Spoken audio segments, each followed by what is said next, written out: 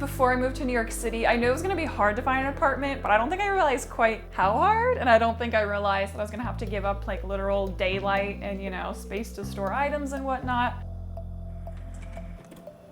Hello, and welcome to my East Village, New York City apartment. My name's Elena, and I am 23 years old, and I live in New York City.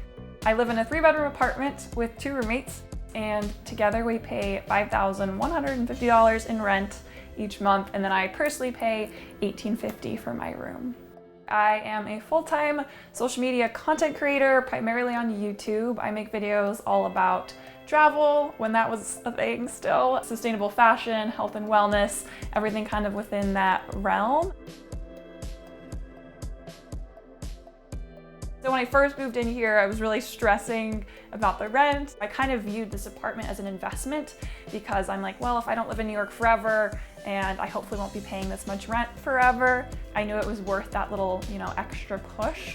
And then as time has gone on and I keep growing in my career and building my own brand, it's become more, feasible.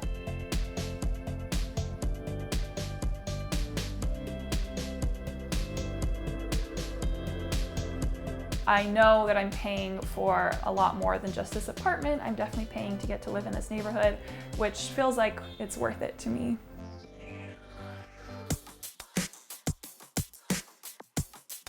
I originally started off with a budget of like $1,700, and then I eventually bumped it up to around $1,800 to be able to live here, which was hard at first. So it is very competitive in New York.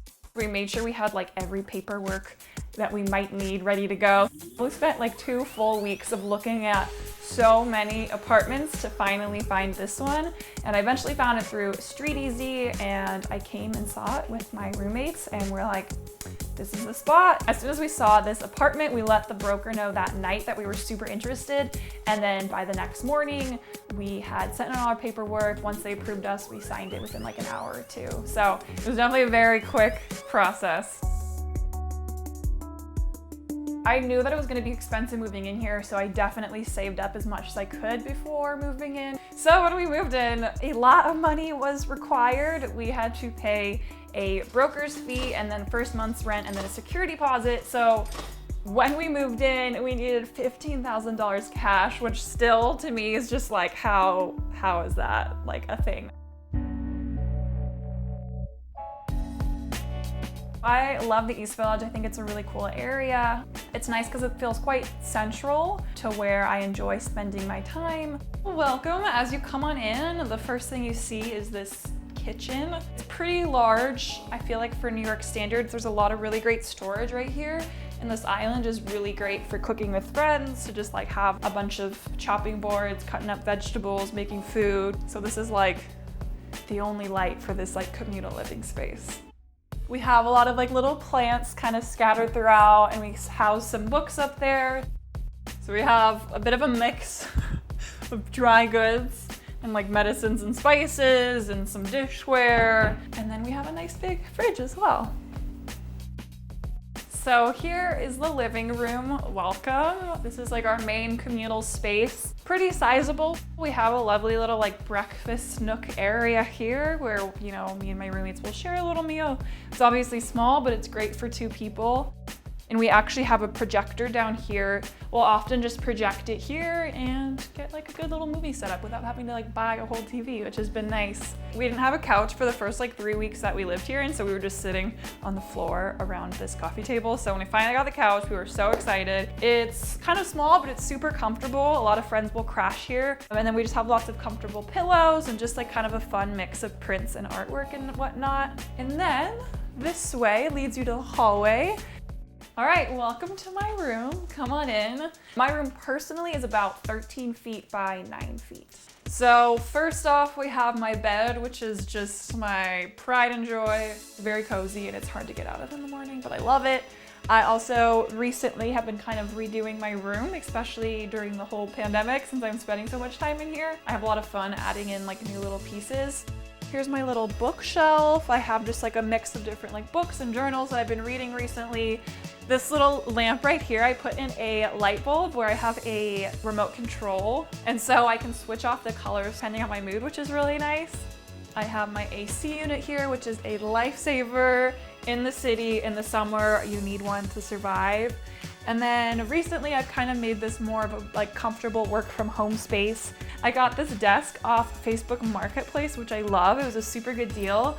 And then I recently invested in like a monitor setup. So when I edit a video or if I'm working on a project, I finally have like a nice desk space to work from because I can't work out of the co-working space I usually would work at pre-pandemic. And then here's my quarantine hobby of choice.